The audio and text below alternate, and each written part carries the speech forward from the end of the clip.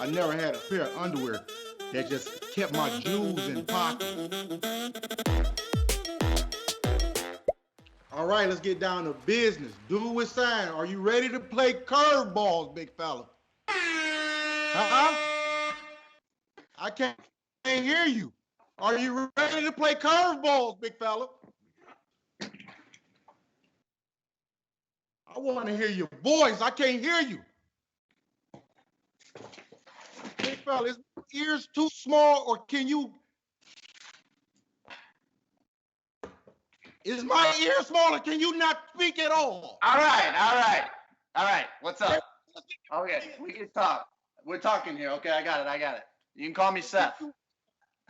Oh, Seth. Okay, you don't like dude with sign. Okay. Yeah, Okay, you respect. can call me Seth. We're Seth now. Seth's talking. Let's get to know Seth. All right, Seth, let's go for your first curveball. Let's see what we got for your first curveball. Let's see what we got. Let's see what we got. All right.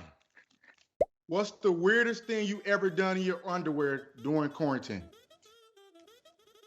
Oh shit. Okay. Actually, it was in this apartment, and I was actually in my underwear and my socks, and I was skateboarding through here, just over and over, back and forth, playing music, vibing out, and I ended up looking through my window. I live here in New York, so I got a building right across from me with a bunch of other people living their lives, and I saw through a window. It was like 3 stacked heads, like Scooby-Doo, and they were all watching me, and I just froze and stared at him for a second, and I just see the blinds drop. I mean, that was show on for them. You was putting the show on for them. Yeah. I mean, you got to do what you got to do. It's self-care. All right, haha, you ready for your curveball? Yes, sir. Let's get down to business, bro. All right, here we go. All right. Davis, do you wear a special pair of underwear when you think you're going to get lucky? To be honest with you, if I know I'm gonna get lucky, I don't wear no underwear at all. I don't want to waste no time. Speeding up the process. I got you. Yeah. We in the quarantine. We ain't got no time to waste. All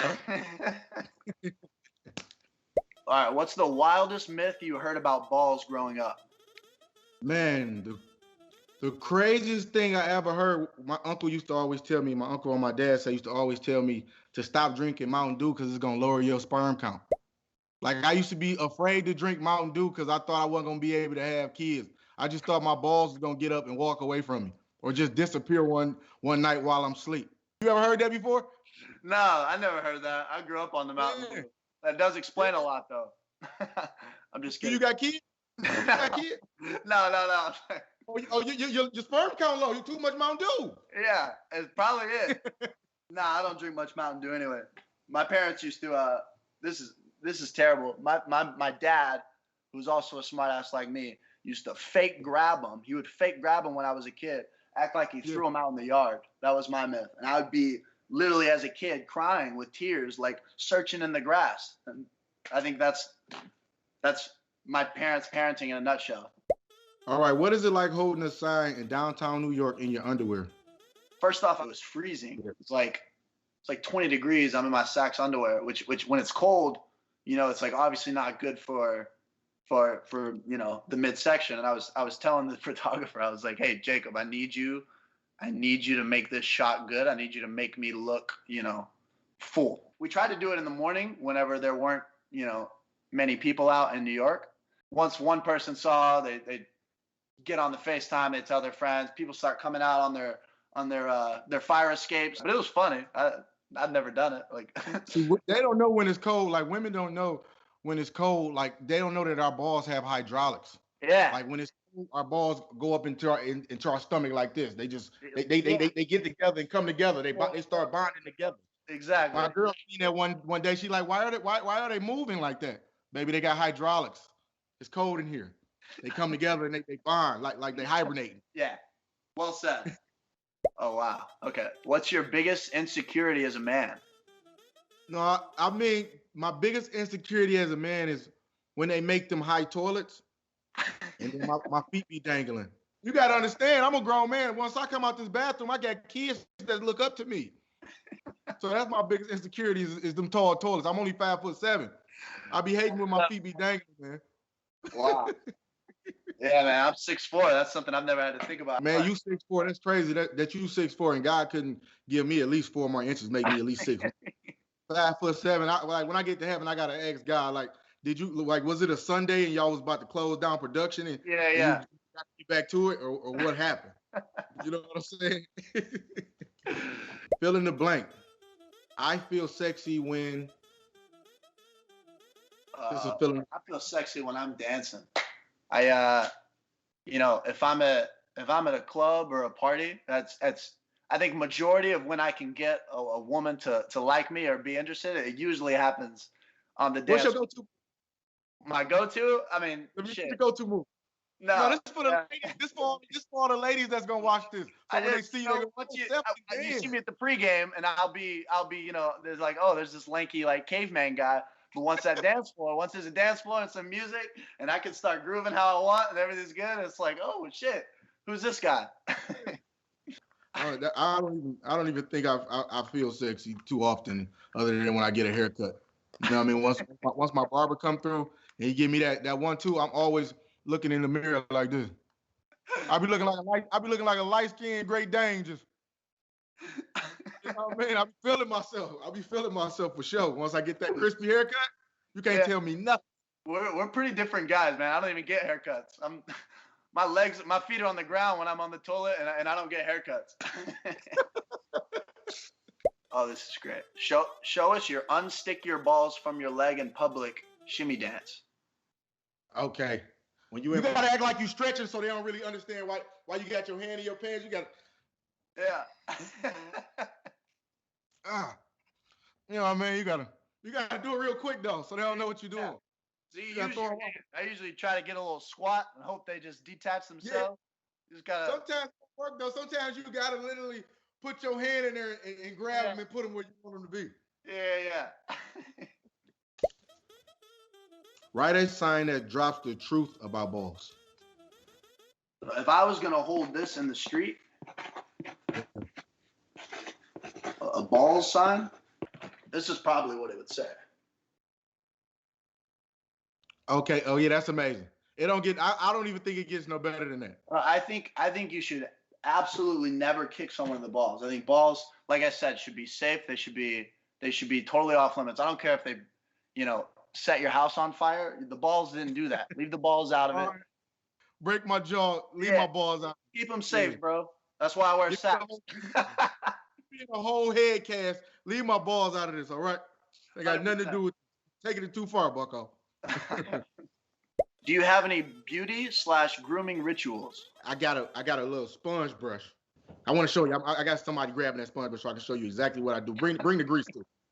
All right. Here we go. Here we go. So what I do is I hit it with this. Take a little bit of that grease right there. Yeah. Take grease. Put it right there on top of that, like that. Mm-hmm. Then I hit it with this. That sponge brush. That mitt. Sponge hand. Yeah. It curl it on up. Get me together. Then I'm back to looking like a light-skinned Great Dane. Oh my gosh. I don't know if that sponge brush would do too much for me. No. That's for me. That's a personal thing right there. Yeah, that's Ha David. I just kind of shake it around. All right. What's the least manly thing you do? First of all, nothing. I'm kidding. Probably the least manly thing I do.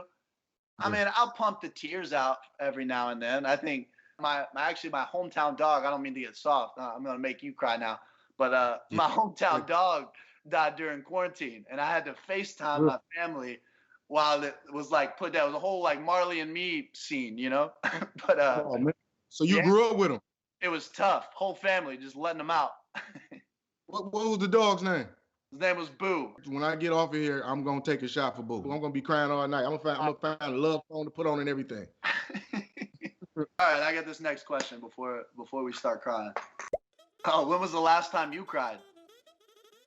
The last time I cried, I think it was 2017 when my stepdad died. Cause like he was the first man in my life that ever like cared about me. And you know what's crazy?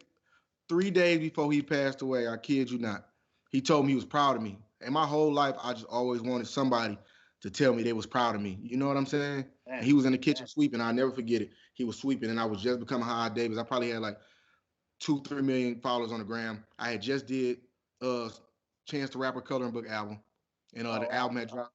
It was getting big, it was getting buzz, and he was sweeping the kitchen. He was like, "Man, I'm proud of you." And I said, "I appreciate that." And 3 days later, he passed away. It was like God, things be in divine order. God be already having His plan. And he was the first man to ever tell me he was proud of me. You know what I'm saying? And it meant a lot to me. I think that was the last time I cried, 2017, 3 years ago, 4 years ago. Yeah. Damn. Yeah. Man, when they say you're proud of you, there's really nothing like it. I remember, you know, my parents said the same thing when I started becoming big with this little, they don't understand anything about it. My parents are from a small town in Texas. So when I'm telling them about, you know, hey, I've been doing this thing, you know, like on Instagram, and it's kind of like getting big. Like people are liking it. They had no idea what I was talking about or what it was. But, you know, once they started finding out that I'm going on like Ellen and like Jimmy Fallon, they're just like, they were just beaming. I'm all over their Facebook after that. They're like telling me how proud. There's nothing. Real. When you blow up, they start getting on your team. They wasn't on your team. Exactly. Famous. Yeah, you'll get a job and all that. Now my mama called me every day, send me $1,000. I'm trying to go play my lotto. And them checks on, taking them on trips. They're like, oh, I'm so proud. It's a whole different day now. They love us to death. We the biggest stars in their life. Yeah. Oh, that's great. What does having balls mean to you? Has the definition evolved? I think balls represents courage. I think usually, you know, when you're growing up, it's like, you know, you hear like grow a pair, you know, go talk to her, you know, stuff like that. I would say it's evolved just because like, you know, having balls as an adult is more like, you know, like standing up for yourself, you know, actually like doing what's right. Be a man. Do what you got to do. Yeah, for sure. It make you a man, for sure. All right. What dating advice would you give your son? Oh, I would tell him. I mean, to be honest with you, Seth. Yeah. I never knew how to really date a woman. I never learned that affection. You know what I mean? That love and affection. Because like I grew up without a father. You know, I never had a man in my life to teach me how to love a woman, how to treat a woman. You know what I'm saying? Don't cry though, Steph. I ain't mean to get all sentimental. Don't cry on me, man. No, that's good. No, I'm chilling. That's why I wear the shades. You know what I mean? So what I tell them is like listen to them. You know what I mean? Care for them. You know what I mean? Love on them, because that's all they really want. They want to be cared about. They want to be loved on, and they want to definitely know that you listen when they talking. When did you become a smart ass, and why? Yeah, probably when I was young. So I'm like I told you, I'm 6'4". I wasn't always tall. I used to be shorter and a lot more scrawny. I had to be quick-witted. I had to be, you know, I became a very good shit talker as a young man. But yeah, you know, my grandma would always say, she would say, better a smart ass than a dumbass. Which I'll take that to my grave. What advice would you give your male followers about being a better man in 2021? For me, I say first figure out what it is that you want to do with your life, you know, and if you following a dream, follow it, stick to it. Don't allow nobody to tell you what it is that you can't do, because it was a time my family members, like I said, my mom was like, man, it's time to get you a job. Like this isn't working out. It's been 3 years. Have no self-doubt, believe in what you got going on, and be patient with just life in general. Don't try to rush nothing. You know what I'm saying? Because if you get to rushing it, then it'll never go the way you think it's gonna go. I think that'll be my advice to all my male followers out there. And one more thing, man, learn to how to treat your woman. Like I was telling y'all earlier, I be seeing a lot of guys.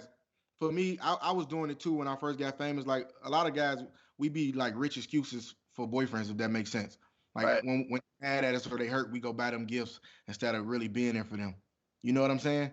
For sure. Like, learn to really how to talk to your lady, how to be there for your lady, them type of things. Connect, yeah. How to connect with your woman, and stop taking her to Chick-fil-A. She had enough of that. She wants you to come. She wants the emotions up out of you. Okay. Yeah, for sure. Chick-fil-A's fire. Though. Be careful what you say. Chick-fil-A fire. It is. You can't get enough of that Chick-fil-A song. Let me stop. See what else I got for you. All right, I think this is the last one, Seth. I got over here on my side. Yeah, I think I went through all mine too. Let's let it rip. What's your advice for men in 2021? Write it on the sign. All right, this is what I would say. This is what I say every time when somebody asks me. Don't worry about looking stupid. That's real. Yeah, bro. Like, I think too many people, when they want to do something or when they want to, try something random out, or when they believe in something, I think the moment they feel like they look dumb or they're trying too hard or they sound dumb, I think usually they give up, But yeah, I mean, at first, this is such an absurd example, but at first, when I'm holding signs in the street and I've got 2,000 followers, of course, you start to doubt yourself and you start thinking like, this is this just stupid? Like, is this, I'm so glad that I kept posting. Now I hold a sign and people like want to take pictures and people are happy to see me. It's like, it's so crazy how if I would have stopped doing it, or if I would have kept, feeling like I looked stupid and gave up on it, I wouldn't be talking to HaHa Davis on a Curveballs, interview. Can't wait to see you in New York, man. Hopefully we can get out there in our SAXX underwear in the cold New York. Nice to meet you, bro. Yeah, we got to link up. All right, take care, bro. Let me fix myself up. I got